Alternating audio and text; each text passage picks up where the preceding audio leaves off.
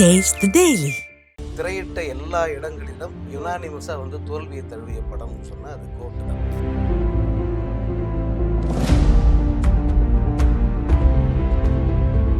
மக்கள் ஏத்துக்கிட்டாங்கன்றதுக்காகவே கண்டதையும் அவங்க மேல திணிக்க முடியும்.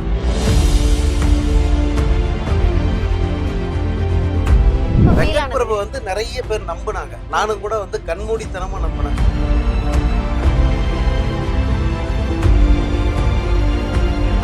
எடுப்பாங்களா பாட்டுவா அந்த தைரியம் இருக்கா அவனுக்கு? நம்ம பக்கத்து மாநிலங்கள்ல பாத்தீங்கன்னா ஒவ்வொரு டிஸ்ட்ரிபியூட்டரும் தலையில துண்ட போட்டுக்கு அலுவலகம்.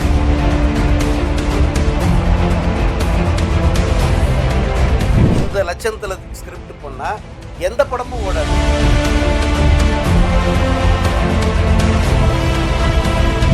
தான் டைரக்ட் பண்றாரு. இந்த படம் ஆக்சுவலா கமலஹாசனுக்காக ரெடி பண்ண கதை.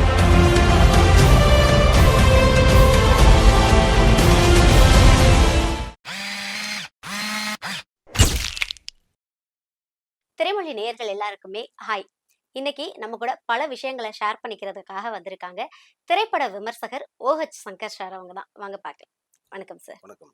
எப்படி சார் இருக்கீங்க? நல்லா இருக்கு சார். இப்போ கோட் ரிலீஸ் ஆகி மிகப்பெரிய மாஸ் ஹிட் கொடுத்துருக்குன்னே சொல்லலாம். ஸோ படம் நீங்க பார்த்துட்டீங்கல்ல? பார்த்துட்டேன்.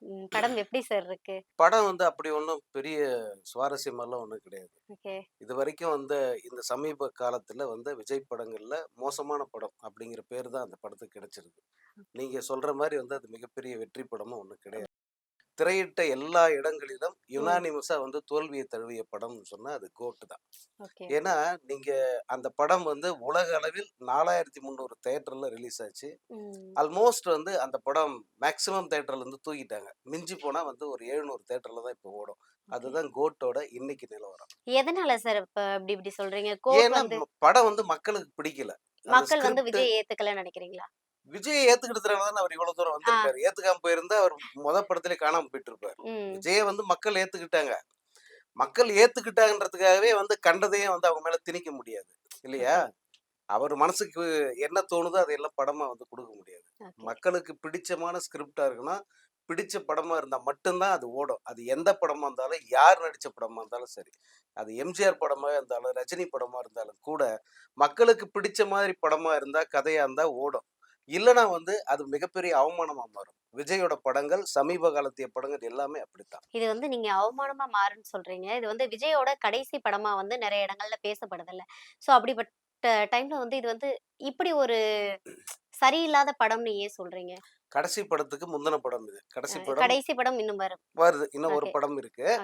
கடைசி படத்துக்கு முந்தின படம் போது பொறுப்பு அதிகமா யாருக்கு இருக்குன்னா, நம்ம மாதிரி விமர்சகர்களுக்கு இல்ல, படம் நடிக்கிற அவருக்கு தான் பொறுப்பு அதிகமா இருக்கு. கடைசி படத்துக்கு முந்தின படம் ரசிகர்கள் அத்தனை பேருக்கும் பிடிச்ச மாதிரியான ஒரு கதையை கொடுக்கணும். அதை விட முக்கியம் அந்த படத்தை ரசிக்கிற மாதிரி கொடுக்கணும். கதையை விடுங்க, இப்பெல்லாம் எந்த படத்திலயும் கதை கிடையாது. ஏன்னா அடிச்சு துவைச்சு அந்த 10 கதை தான் எல்லா படத்துலயுமே. ஆனா பழக்கப்பட்ட கதையை கூட பாக்குற மாதிரி கொடுக்கணும். அதுதான் அந்த டைரக்டர் கையில இருக்கு. வெங்கட் பிரபு நிறைய பேர் நம்பினாங்க. நானும் கூட கண்மூடித்தனமா நம்பினேன். இந்த வெங்கட் பிரபு பொறுப்பான ஒரு மனுஷன், நல்ல படம் கொடுப்பாரு. அதுவும் விஜயோட கரியர்ல ரொம்ப முக்கியமான படம் அது. அப்படி எல்லாருமே எதிர்பார்த்தோம். பட் வெங்கட் பிரபு சொதப்பிட்டாரு.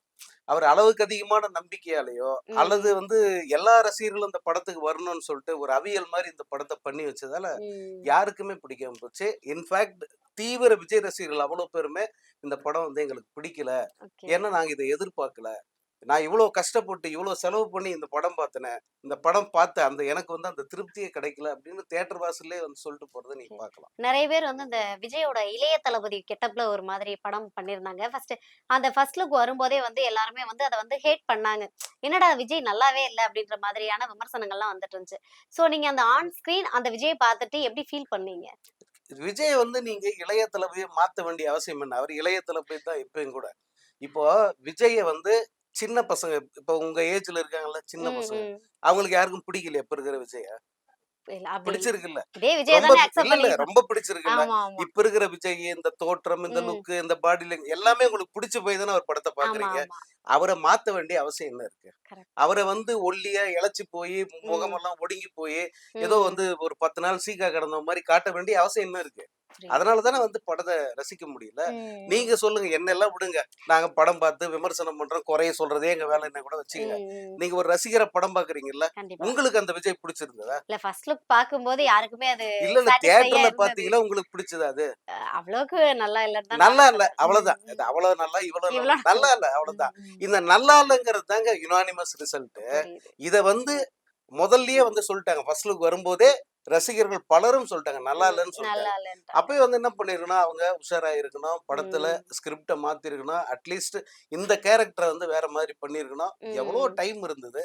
பட் அதெல்லாம் வீணடிச்சாங்க. அதனுடைய ம். விளைவு தான் வந்து இந்த படம். ஒரு பெரிய தோல்வி படம் மட்டும் இல்ல. விஜய்க்கு வந்து ஒரு பெரிய இன்சல்ட்டா அந்த படம் அமைஞ்சிருக்கு. மிகப்பெரிய ட்ரோல் மெட்டீரியலா மாறிருக்கு. நீங்க சோசியல் ம். மீடியா ஆமா, அந்த இளைய உள்ள தளபதிய வச்சு பார்த்தீங்கன்னா, அந்த படம் ஃபர்ஸ்ட் லுக் போஸ்டர் வச்ச உடனே நெறைய ட்ரோல் பண்ண நெறைய ஆரம்பிச்சுட்டாங்க. படத்துல காட்சியிலருந்து கிளைமாக்ஸ் வரைக்கும் ட்ரோல் பண்ணிட்டு தான் ட்ரோல். இருக்காங்க. ம். இப்படி ஒரு கிளைமாக்ஸ நீங்க நம்புறீங்களா? ம். சேப்பாக்கம் ஸ்டேடியத்துக்கு மேல இருக்கிற ரூஃப்க்கு மேல ஒருத்தன் வந்து பைக் ஓட்டின்னு போயிட்டு தாவி வெடிச்சு அந்த வெடிகுண்ட வந்து டிஃப்யூஸ் பண்ண முடியுமா? ம். நம்புறீங்களா அதெல்லாம்? நெறைய சோ, கதைக்காக இவ்ளோ வச்சிருக்கலாம். தூரத்துக்கு வந்து யோசிக்கிற காலம் இது. அத ம். சொல்றேன். நீங்க புரியுது. கண்மூடித்தனமா என்ன எதையும் நம்ப சொன்னாலும் ஏத்துக்குவாங்க. அப்படிங்கிற ம். காலம் இப்ப இல்ல. ம். பசங்க எல்லாரும் வந்து தொழில்நுட்பத்த விரல் நுனியில வச்சுக்கிட்டு இருக்காங்க. கண்டிப்பா. அவங்களுக்கு நல்லா தெரியுது. இப்ப இந்த சின்ன பசங்கள்லாம் யாரும் போய் டைரக்டர் கிட்ட வேலை பார்க்கணும்னு அவசியமே இல்ல. ம். ஒவ்வொருத்தனுக்கும் அவ்ளோ விஷயம் தெரியுது. ம். அவ்ளோ கிரியேட்டிவிட்டி இருக்கு. அவனே சுயமா யார்கிட்டயும் போய் கத்துக்காமயே படம் அவ்ளோ பண்றான். ஷார்ட் ஃபிலிம் அவ்ளோ பண்றான். ம். இந்த காலத்துல எவ்வளோ உஷாரா, எவ்வளோ நல்லபடியா ஒரு படத்த குடுத்துருக்கணும். கரெக்ட். ஆனா வந்து இவ்ளோ சொதப்பி வச்சாங்க. அதனுடைய விளைவு தான்.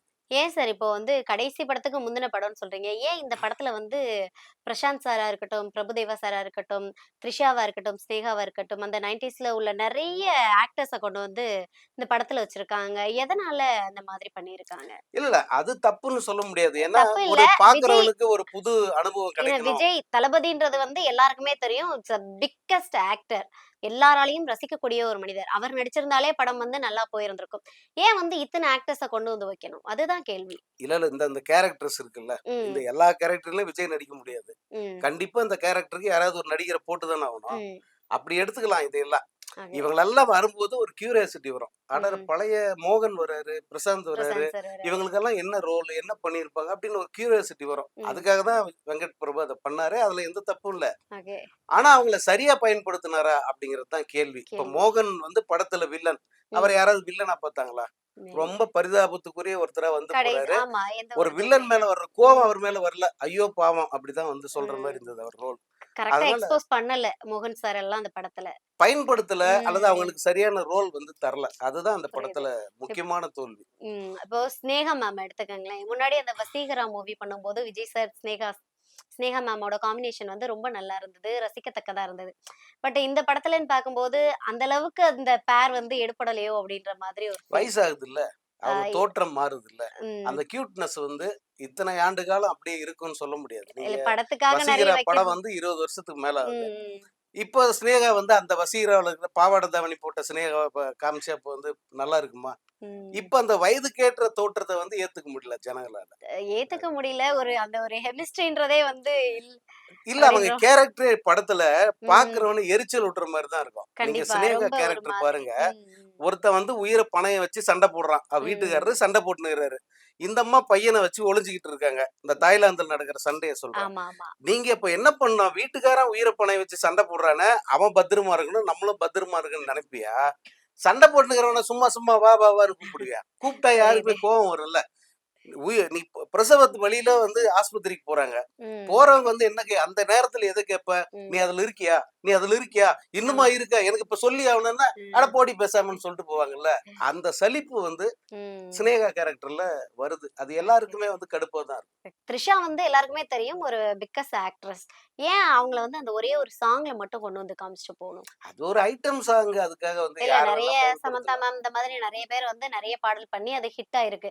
ஒருவேள ஒரு ஹிட் குடுக்கலாம்னு ஒரு ஆசையில அந்த பாடல். இருக்கு, இருக்கு. அது நம்ம அதையெல்லாம் வந்து நம்ம குறையா எடுத்துக்க முடியாது. ஏன்னா, யார் யாரெல்லாம் நடிக்க வைக்கணும், இவங்கெல்லாம் வரக்கூடாது அப்படின்னு நம்ம சொல்ல முடியாது. இல்ல சொல்ல முடியாது. அவங்கெல்லாம் வரும்போது அது நமக்கு பிடிச்ச மாரி இருக்கா? ம். அப்படிங்கிறது தான் கேள்வி. இல்ல பட் அது எடுபடல. எடுபடல. இப்போ நீங்க சொல்றீங்க, படம் வந்து சரியான விதமான இல்ல, நல்லா இல்ல, அந்த மாதிரி நெறைய விமர்சனங்கள் வைக்கிறீங்க. பட் நம்ம எக்ஸ்பெக்ட் பண்றத விட அதிகமா தானே வசூல்ல போயிட்டு இருக்குது இப்போ. நீங்க இந்த படத்தோட வசூல பத்தி நிறைய பொய் கணக்குகள தப்பு தப்பா வந்து எல்லாரும் சொல்லிட்டு இருக்காங்க. இந்த ம். படம் வந்து யுனானிமஸா மிகப்பெரிய லாஸ் வென்ச்சர் இது. நீங்க ஓகே. நியரிங் ஸ்டேட் நம்ம பக்கத்து மாநிலங்கள்ல பார்த்தீங்கன்னா, ஒவ்வொரு டிஸ்ட்ரிபியூட்டரும் தலையில துண்ட போட்டுட்டு அழுவுறான். ஏன்னா ஓகே. ஒவ்வொருத்தருக்கும் ரூ. 1 ரூ. ம். 2 லாஸ் இல்ல. இப்ப ம். கேரளாவ எடுத்துக்கிட்டீங்கன்னா, இந்த படம் வந்து அங்க லாபம் சம்பாதிக்கணும்னாலே 30,00,00,000க்கு மேல வந்து இந்த படம் வசூலிச்சிருக்கணும். ஆனா ம். அன்பார்ச்சுனேட்டா அந்த ஊர்ல இந்த படம் அதிகபட்சம் 12,00,00,000 தான் வசூல் பண்ணியிருக்கு. அப்ப ஓகே, ஓகே. லாஸ் எவ்வளோ இருக்கு? ம். அதேபோல ஆந்திராவுல ரூ. 13,00,00,000 நஷ்டத்த ஏற்படுத்தியிருக்கு இந்த படம். ஆ. தமிழ்நாட்டு டிஸ்ட்ரிபியூட்டர்ஸ் மட்டும் ரூ. 38,00,00,000 நஷ்டம் அப்படின்னு முதல் கட்டமா சொல்லியிருக்காங்க. Okay, okay. அதனால நம்ம நம்ம ஊரு இங்க இருக்கிற எல்லாருமே வந்து ஒரு குருட்டு உலகத்துல வாழ்றாங்க. அவங்க இல்ல அது நெனச்சுக்கிட்டு அவங்க ஒண்ணு சொன்னா, அதுதான் வசூலு, அதுதான் எல்லாரும் நம்புவாங்க அப்படின்னு நெனச்சுக்கிட்டு இருக்காங்க. அது எல்லாருமே இல்ல. தளபதி படம் ஓடிரும், மாஸா ஹிட் ஆயிடும். அதனாலேயே வசூல் குமிச்சிரும். தியேட்டர் தியேட்டர்ல நீங்க போய் பாருங்க. நான் ம். ஒண்ணும் இல்ல. நீங்க சும்மா இப்ப இந்த காசி டாக்கீஸ்ன்னு ஒரு தியேட்டர் இருக்குல்ல. ஆமா சார். ஜஸ்ட் போயிட்டு ஒரு பக்கத்துல இருக்கு. போய் ஒரு ம். வாட்டி பாருங்க. ம். எவ்வளோ சீட் ஃபுல்லா இருக்கு. அங்க அட்லீஸ்ட் பார்க்கிங்ல ஒரு 10 வண்டியாவது இருக்கா? அப்படி போய் சும்மா பாத்துட்டாங்க. நான் இப்ப தான் அத தாண்டி வரேன்.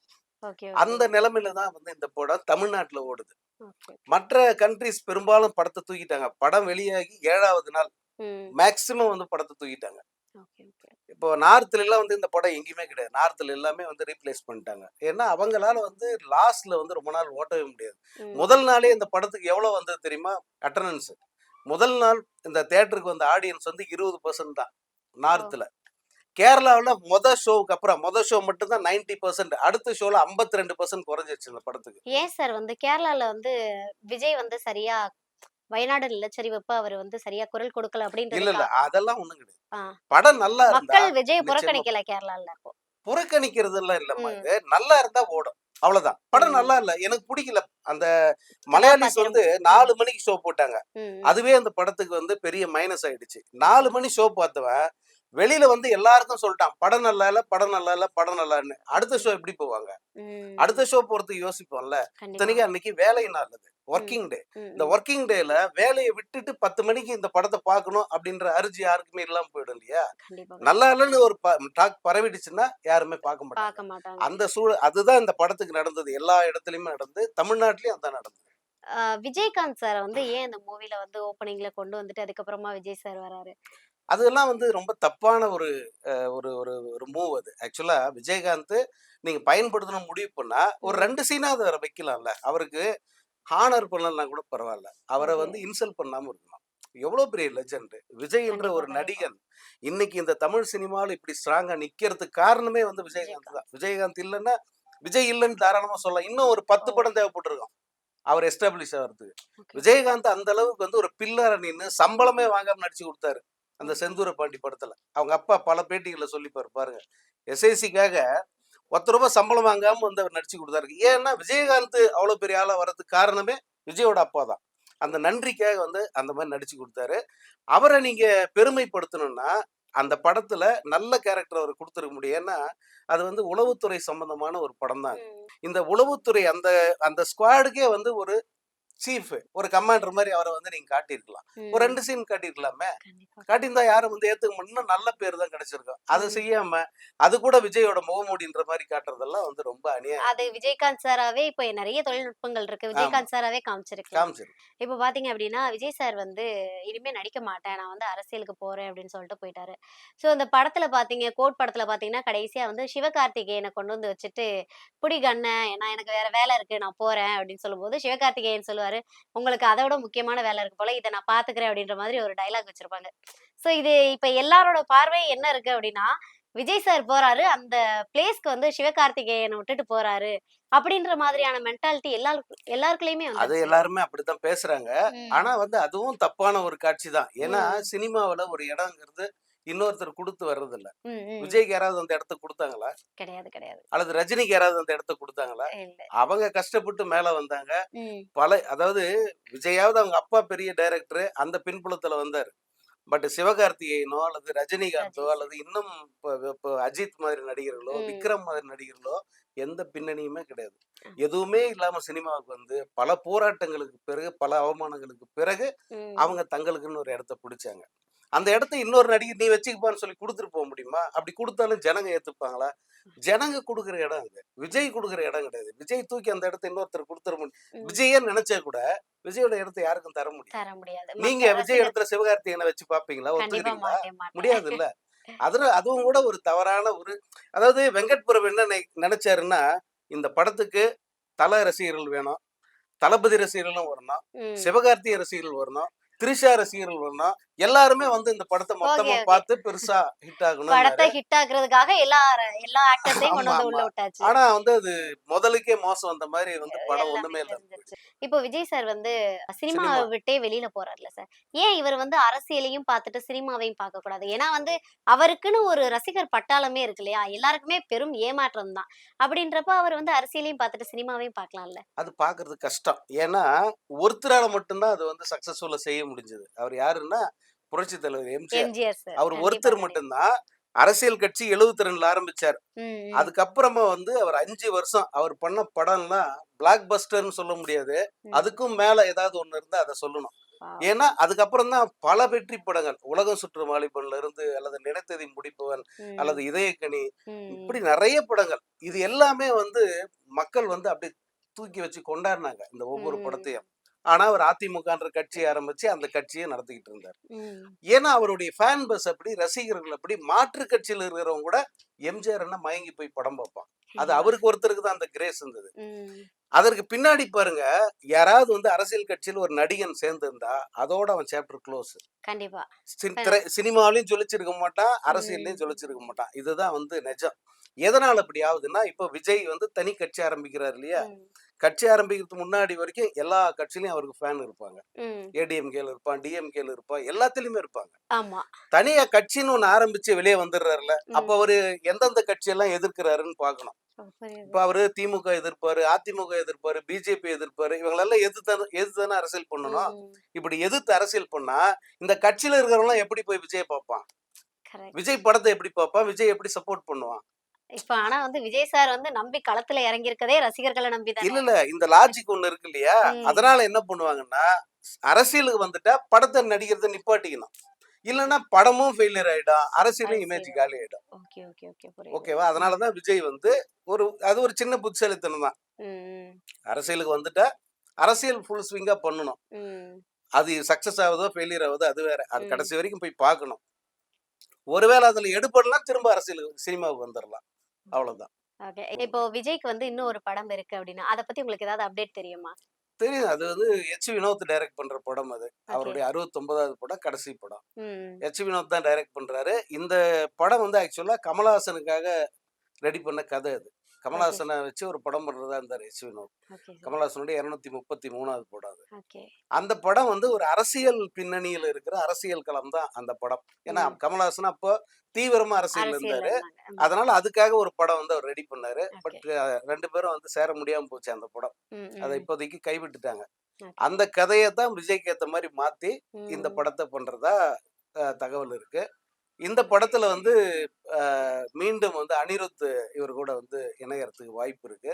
ஓகே. படம் பற்றி இன்னைக்கோ நாளைக்கோ வந்து அபிஷியலா அனௌன்ஸ் பண்ண போறாங்க. Super, super sir. இப்போ கோட் படத்துல பாத்தீங்கன்னா, கடைசியா வந்து அந்த ஜீவன்ற ஒரு கேரக்டர் வந்து இறக்குற மாதிரி காமிச்சிருப்பாங்க. ஆனா கடைசில வந்து விஜய் இருக்கிற மாதிரியே காமிச்சிருப்பாங்க. இப்போ கோட்டோட பார்ட் 2க்கான அப்டேட்டா அது பார்க்கலாமா? எடுப்பாங்களா பார்ட் 2?